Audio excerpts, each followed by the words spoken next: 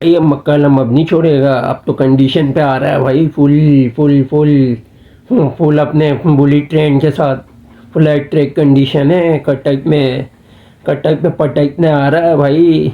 देख लो, तुम बजा लो घंटा, वरना तुम्हारी भी बाजी मार के चले जाएगा। सॉरी, बाजी मार के चले जाएगा। सॉरी, बाजीगर वाला बाजी।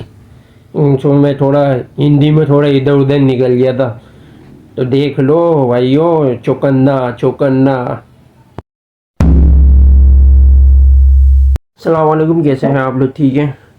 और कल सेकंड ओडीआई स्टार्ट हो रहा है इंडिया और इंग्लैंड का, और जो कि होगा कटक में, जो कि ओडिशा के पड़ता है। और जो जिस तरीके से आप ये देख रहे हो, इस टाइप की कंडीशन होती है यहाँ पे, जो कि फ्लैट ट्रैक में शुमार होती है। और ये जो ग्राउंड का है, इस तरीके का नक्शा है, इस तरीके की बाउंड्री है। और जहाँ तक अभी आप ये देख रहे हो, ये असल जो है ना, ये कल की कंडीशन है आने वाली। और जिस तरीके से पिच की जो चेकिंग वगैरह हो रही थी, जो कि फुली फ्लैट ट्रैक है। अब जैसे मैंने आपको पुरानी पे तस्वीर दिखाई थी ई पिच की, वो थोड़ी बहुत वहाँ पर स्विंग मिल जाती है। यहाँ पर थोड़ा सा अब है, थोड़ा सा क्लियर मामला। ग्रास थोड़े से ऊपर स्पॉन्जी टाइप की नहीं आई हुई, जिसके थ्रू आराम से बैटिंग करना और ज़्यादा इजीली हो जाएगा। जो बैटिंग करती है यहाँ पे कोशिश करती, सॉरी, जो टॉस जीतती है वो कोशिश करती है कि यहाँ पे बॉलिंग ले। स्पेशली वजह यहाँ पे कम से कम सी 350-360 का टारगेट भी चेजेबल है इजीली। और जो बैटिंग का जो एवरेज है यहाँ पे कम से कम 350 या 330 के दरमियान में आता है पर इनिंग। समझ रहे हो भाई? और जिस तरीके से अब मैं पिच का सिनेरियो आपको समझाने के लिए पहले आपको वेदर रखूँगा आपके सामने, जो कि 33 डिग्री चल रहा है। और रात के समय में आते आते यहाँ पे कम से कम जिस तरीके से अभी जो वक्त हो रहा है वो 8 बज रहे हैं। 8 बजे के दरमियान यहाँ पे कम से कम 24 डिग्री हो रहा है। दिन के टाइम 33-34 होता है, रात में 24 होता है। जब आज 12 बजे के बाद का जो वक्त आता है ना सुबह तक का, उसमें कम से कम ये 10 डिग्री तक जाता है। उससे पहले ये 20-22 तक रहता है रात के टाइम में। और ड्यू फैक्टर होता है यहाँ पे 20 डिग्री बहुत है यहाँ पे ड्यू फैक्टर के लिए। अब मैं आपको सिनेरियो समझा देता हूँ कि भाई जो टीम यहाँ पे कोशिश करेगी कि यहाँ पे कम से कम भी 350 या 360 से ऊपर भी टारगेट दे। वजह क्योंकि यहाँ पे 285 का टारगेट भी चेज हो चुका है। इतना मतलब बॉलिंग का बुरा हाल है, फास्ट बॉलर का स्पेशली। अब मैं आपको समझा देता हूँ, 2 सिनेरियो रख लेता हूँ आपको। पहला सिनेरियो ये है कि अगर फर्स्ट करेंगे, अगर इंग्लैंड अगर बैटिंग पे आता है, चाहिए इंडिया की दूसरी बैटिंग होती, तो ये दो मिला के एक ये पहला सिनेरियो। दूसरा, जो इंडिया पहले बैटिंग करती है, इंग्लैंड दूसरी बैटिंग करती है, ये आपका आता है दूसरा सिनेरियो। तो हम आ जाते हैं पहले सिनेरियो के ऊपर। पहले सिनेरियो में ये होगा कि भाई कि अगर इंग्लैंड पहली बैटिंग करती है, इंडिया को एडवांटेज होगा यहाँ पे। वजह क्योंकि इंग्लैंड की बैटिंग थोड़ी सी वीक चल रही है।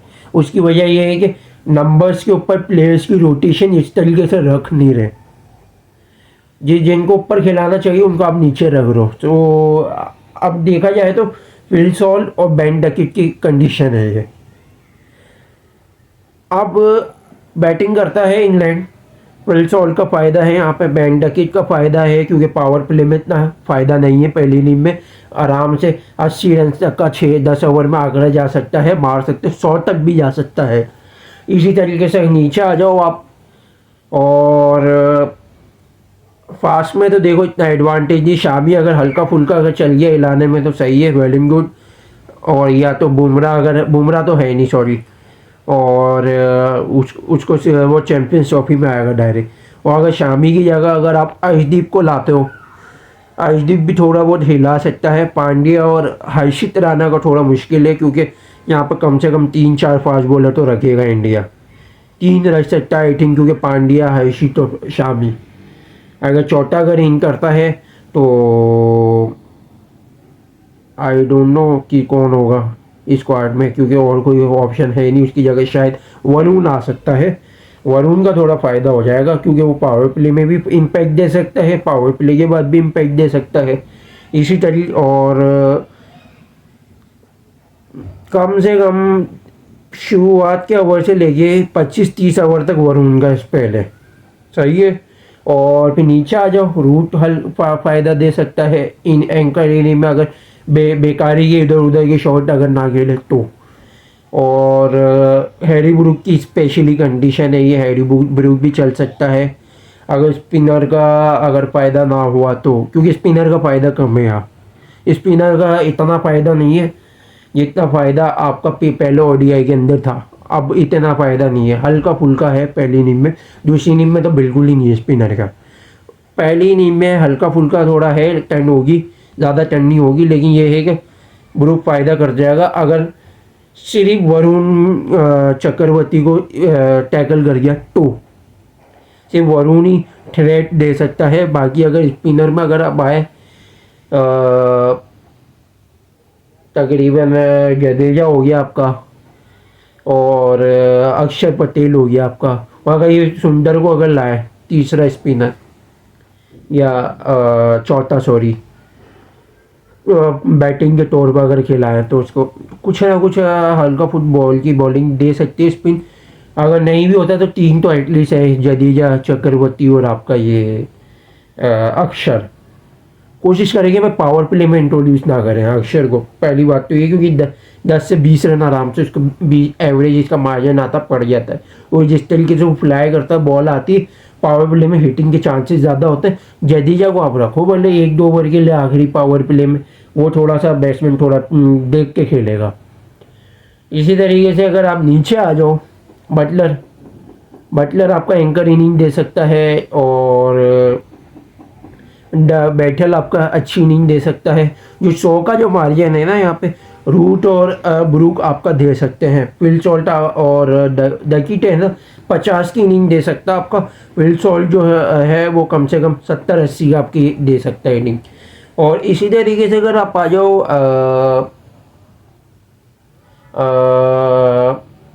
बैटल भी आपको 60-70 की इनिंग दे सकता है अगर ऊपर उसको मौका मिला। नीचे अगर आएगा तो 50-40 तक जाएगा।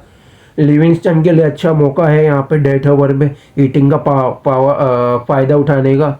और इसी तरीके से बॉलिंग में अगर देखें डेथ ओवर में हर्षदीप थोड़ा इम्पैक्ट दे सकता है, पांड्या आपका अच्छा इम्पैक्ट दे सकता है, और हर्षित राणा आपका इम्पैक्ट दे सकता है डेथ ओवर में। समझिएगा नज़ाकत को, पावर प्ले में इतना अच्छा इम्पैक्ट नहीं देगी पहली जो है ना बॉलिंग, लेकिन दूसरी इनिंग में पावर प्ले में बॉलिंग इम्पैक्ट देगी। लेकिन डेथ ओवर में आपको स्पेशली जो है ना वो बॉलिंग आपको इम्पैक्ट दे सकती है, पहली इनिंग में, दूसरी इनिंग में नहीं देगी। ये आपको समझा दूँ, क्लियर कर दूँ। आ जाओ अब आप इंग्लैंड की बैटिंग में और इंडिया की बैटिंग में। इंडिया के लिए आसानी होगी, ड्यू फैक्टर होगा। शुरू के 10 ओवर में थोड़ी फंसेगा इंडिया पावर प्ले में। उसकी वजह ये है कि बॉल हिलता है यहाँ पावर प्ले में। दूसरी इनिंग में हवा होती है और नाइट का और टर्म्स स्पेल होता है, लाइटिंग पड़ रही होती है, न्यू बॉल होती है शाइनिंग, तो इसका भी थोड़ा एडवांटेज होता है। और एक चीज़ आपको समझाता चलूँ कि अगर पावर प्ले में शर्मा अगर थोड़ा खड़ा रह गया, बल हिटिंग ना करे भाई, भले थोड़ा सा स्लो खेल ले, 20-25 बॉलें ले ले, 15 या 10 रन बना ले, भले कोई मसला नहीं है, नो इशू, बहुत है भाई। खड़ा हो जाए खाली, बाद में पावर प्ले के बाद इनिंग ही इसी की है, मारने की हिटिंग में दे सकता है। इसी तरीके से आपका जायसवाल है, जायसवाल वो थोड़ा चाहिए कि कोशिश करेगी 3 से 4 ओवर थोड़ा टैकल करने की, थोड़ा सेट होने की, क्योंकि 3-4 ओवर ऐसे हैं शुरू में जो ज़्यादा हिलता है यहाँ पे। और ये स्पेल ऐसा होगा कि अगर आप थोड़ा सर्वाइव करके थोड़ा सा इम्प्लीमेंट करना शुरू कर दिया, थोड़ा रन रोटेट करना शुरू कर दिए 5वें ओवर में, और गैप में आपको ऑटोमेटिक थोड़ा सा बैट में आने लग जाएगी, और जब गैप में आप खेलने लगोगे ऑटोमेटिक आपको चौके वगैरह मिल होंगे, तो रन आपके जो से रोके हुए होंगी बॉलें रन 4 ओवर में ऑटोमेटिक आपके रिकवर होने शुरू हो जाएंगे। ये आपका फ़ायदा हो जाएगा इम्प्लीमेंट। इसी तरीके से पावर प्ले के बाद आ जाओ, तो पावर प्ले के बाद अगर इनिंग आती है शुभमन गिल का, अगर क्रैम्प्स का मसला नहीं आया तो थोड़ा बहुत इम्पैक्ट दे सकता है। और अगर आपका श्रेयस अय्यर आपकी अच्छी इनिंग दे सकता है, 100-120 वाली इनिंग है इसकी, मार सकता है ये, अगर भले जैसी भी कंडीशन हो। कंडीशन इसकी है बॉल इसके बैट पे आएगी, वजह क्योंकि ये जो पिच है ना, ये स्ट्रोक जो बैटर होते हैं ना, जैसे फिल सॉल्ट हो गया आपका, और हैरी ब्रूक हो गया आपका, और आपका जैक बैटल हो गया आपका, और आपका क्या नाम है जॉय रूट हो गया, और इसी तरीके से इंडियंस के बैटर में अगर आप देख लो, श्रेयस अय्यर हो गया आपका, शुभमन गिल हो गया आपका, और जायसवाल हो गया आपका, शर्मा हो गया, और अक्षर पटेल हो गया, ये स्ट्रोक वाले प्लेयर हैं। पांड्या हो गया, इनके मिजाज के पीछे ये चल सकते हैं। स्ट्रोक चाहिए होता है यहाँ पर, बैट पे एक दफ़ा आने शुरू हो जाएगी ना, स्ट्रोक की वजह से ऑटोमेटिक आपको शॉट खुद ही मिलना शुरू हो जाएगा, आप खुद ही भी मारना शुरू कर दोगे, तो रन्स आपको ऑटोमेटिक ही मिल जाएंगे।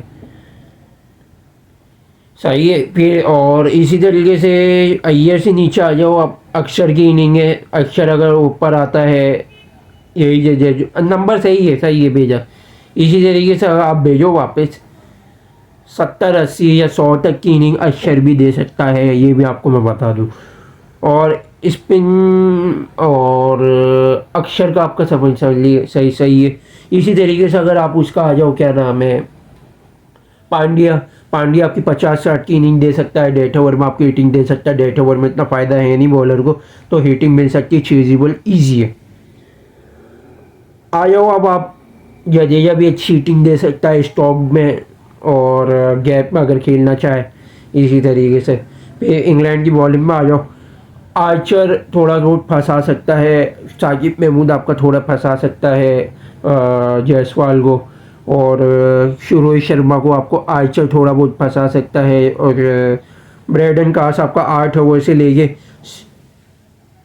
16 ओवर तक का जो इस पहले उसमें थोड़ी सी थ्रेट दे सकता है। और 1.5 ओवर में अगर आप देखो तो ब्रैडन कास के अलावा और कोई ऑप्शन नहीं है कि थोड़ा बहुत रन्स रोके, लेकिन विकेट आपको इतनी आसानी से देगा नहीं। लेकिन अगर बैटिंग अगर कोई ब्लेंडर करेगी, हिटिंग में चांस लेगी, विकेट देगी बाउंड्री में, तो आपको उसकी विकेट मिल जाएगी, अदरवाइज नहीं। अगर आप देख के संभल के अगर खेलें, बॉल को आराम से अगर कैरी करके पिक करें एंगल को, जिस तरीके से अलाइनमेंट आता है। आप आ जाओ, अब स्पिन का क्या रोल होगा या दूसरी इनिंग में, राशिद थोड़ा बहुत आपको रन रोक सकता है, आपको विकेट नहीं दे सकता। 1-2 विकेट मुश्किल आपको दे दे, लेकिन इतना फ़ायदेमंद नहीं होगा। रन आपको रोक सकता है, जैसे कि आपको 10 ओवर में 30-35 रन खा लिया, 25 या 30 या 40 रन की शॉर्टेज आपको दे दे, तो इस तरीके से आपको फ़ायदा दे देगा राशिद, और कुछ नहीं करेगा। दूसरे सिनेरियो में अगर आ जाओ आप, इंडिया अगर पहली बैटिंग करता तो क्या होगा, जायसवाल और रोहित शर्मा के लिए ये फ़ायदा होगा कि रोहित जायसवाल थोड़ा सा रुक के खेलना पड़ेगा, सिंगल डबल करना पड़ेगा, रन रोटेट करना पड़ेगा, चांस लेना चाहिए, एंकर करनी पड़ेगी थोड़ी सी इनिंग। रोहित शर्मा यहाँ पहली इनिंग में हिटिंग में चांस ले सकता है, पावर प्ले में 50-60 का इम्पैक्ट दे सकता है ऑन खुद 30-40 बॉलों पे, यानी 70-80 तक का मार्जिन दे सकता है 10 ओवर के अंदर टोटली। अगर शर्मा अगर हिटिंग चार्ज अच्छे करे, बेवकूफ़ाना शॉट, अगर जिस तरीके से मैं देखता हुआ आ रहा हूँ जब से गंभीर आया है, कप्तान जितने भी आ रहे हैं, स्काई हो गया T20 पे, शर्मा हो गया, ऐसे उठा के हाइट पे कैच देते हैं। क्या ये बेवकूफ़ी है यार, तुम भी जुगाड़ियों में खेल लो, तुम भी ऊपर से तुम्हारे को थोड़ा सा सिंसियर तो होना चाहिए भाई, थोड़ा मौके की नज़ाकत को जानो, थोड़ा सा भाई वो क्या बोलते हैं, जिम्मेदारी का एहसास रखो भाई। सारे प्लेयर्स से आप छोड़ के चले जाते हो, यही करना पड़ेगा। फिर आप आ जाओ नीचे, गिल फंसेगा यहाँ पे इनिंग में, अगर एग्जाम्पल ले ले, इस राशिद फंसा सकता है इसको, ब्रेडन काश आपको फंसा सकता है अगर दो दो स्लिप रखे और एक्स्ट्रा कवर को थोड़ा आगे प्लेयर रखे, सही है। और मिड ऑन से थोड़ा आगे ये क्या बोलते हैं, मिड ऑन पे थोड़ा आगे रखे फील्डर को, कैच दे सकता है ब्रेडन काश फंसा सकता है। अगर जल्दी अगर एक विकेट गिर आती है, आर्चर और साकिब महमूद भी गले आ सकते हैं शुभमन गिल के, ये भी मैं आपको बता दूँ। अय्यर उस तरीके से इनिंग नहीं देगा आपको जिस तरीके से दूसरी इनिंग में दे सकता है, क्योंकि ड्यू फैक्टर है ये है कि वो एंकर कर सकता है, रुक के खेल सकता है। और इसी तरीके से नीचे आ जाओ, अगर आप अक्षर भी आपकी एंकर वाली इनिंग दे सकता है, रन रोटेशन दे सकता है, यानी 50-60 की इनिंग दे सकता है आपको। इसी तरीके से नीचे आ जाओ, राहुल आपका रुक सकता है, होल्ड कर सकता है, विकेट ताकि अगले एंड से कोई हिटिंग का चांस ले, रन बनाए, रोटेशन करे, क्योंकि नीचे सिर्फ रह जाएंगे ऑलराउंडर। तो ऑलराउंडर में भी पांड्या आएगा, पांड्या के बाद चांसेस है कि कम से कम 1.5 ओवर में चांसेस ले आते के साथ 1-2 ओवर सेट होने के बाद। इसी तरीके से जडेजा को चाहिए हिटिंग ले, ऑफ पे ज़्यादातर कैच शॉट मारे गैप के अंदर। इसी तरीके से अगर बॉलिंग में देखो, आर्चर तो इतना नहीं फंसा सकता पावर प्ले में, साकिब महमूद थोड़ा सा गले पड़ेगा 1-2 विकेट लेने के लिए, थोड़ा सा गले पड़ सकता है रोहित शर्मा और जयसवाल के, और गिल का तो मैंने आपको बता दिया। और इसी तरीके से अगर आप आ जाओ स्पिन का रोल क्या होगा यहाँ पे ब्रेडन का, इसका मैं आपको ये बताऊँ पहली इनिंग में। दूसरी इनिंग में मैंने आपको 8 से लेकर 16 तक का बता दिया। पहली इनिंग में आपका ब्रेडन का इसका यहाँ पे 6 ओवर से लेके 24 ओवर तक का इसका रूल है, कुछ ना कुछ कर सकता है। अचानक से 2 ओवर डाल लिए बीच में, इसके दौरान बार बार स्पेल करके 1-2 विकेट मुश्किल ले सकता है। और स्पिन का क्या रोल होगा, स्पिन का राशिद का रोल है 10 से लेके 30 तक रन रोक सकता है, 2-3 विकेटें भी ले सकता है चांस में, और टर्निंग थोड़ी सी देगी इसको हल्की फुल्की। इसी तरीके से 1.5 ओवर में आ जाओ तो ब्रेडन का आपका अच्छा खासा फ़ायदा दे सकता है, आर्चर हल्का फुल्का, साकिब में मुझे इतना फ़ायदा नहीं देगा। और बैथल का आपका रोल अच्छा हो सकता है, बैथल और लिविंगस्टन का 5-5 ओवर का अगर आप स्पेल डलवाओ स्पिन का, वो समझ लोगे 10 से लेके 30 तक का मैं आपको बता रहा हूँ ना। बैथल का और लिविंगस्टन का अगर रोल जाए तो 40 तक भी जा सकता है इनका, कुछ ना कुछ कर जाएंगे, फ्लाई करके एक विकेट लेने में कामयाब तो हो जाएंगे लाजमी दोनों। 4 तो आपको स्पेशली बता दिए, 2 आपके पार्ट टाइमर हो गए, या तो इनमें से कोई एक अगर चल गया तो 10 ओवर भी डाल सकता है, तो कुछ भी हो सकता है। इसी तरीके से अगर आप आ जाओ दूसरी इनिंग में, तो इंग्लैंड अगर बैटिंग करता है तो क्या होगा, इंग्लैंड बैटिंग करता है तो फिर डकिट और फील्ड सॉल्ट को रुक के खेलना पड़ेगा थोड़ा। सॉल्ट थोड़ा सा गैप में लेट शॉट खेल सकता है, उठाना नहीं चाहिए, उठाएगा तो विकेट दे के जाएगा। डकिट को होल्ड करना पड़ेगा, चूंकि आप इधर उधर के लाड़े नहीं चलाने पड़े चाहिए। ये फील्ड सॉल्ट जिस तरीके से एलिमेंट होगी, जिस तरीके से खेलता है, ये ज़रूरी है। ये अगर कर लेगा फ़ायदा ही हो जाएगा इसका, कम से कम पावर प्ले में 40-50 रन भी आ गए ना विकेट बिना दिए, आगे भी गेम आसान है, गेम आसान है। उसके बाद समझ लो मारो फिर उसके बाद।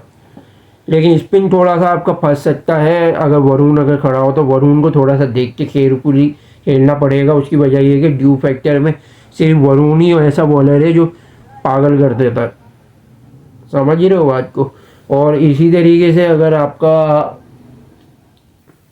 फास्ट में अगर देखें, आईडी हिला सकता है, आईडी अगर नहीं हो तो शामी आपको हिला सकता है, लेफ्ट हैंडर को खा सकता है। और इसी तरीके से अगर पांड्या हो, पांड्या हल्की फुल्की हिला सकता है।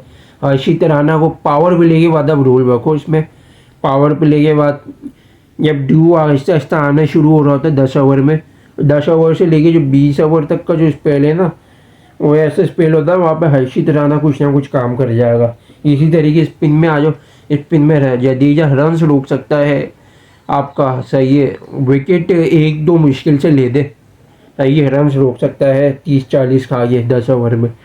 और अक्षर का भी यही अक्षर का रोल हो सकता है अच्छा।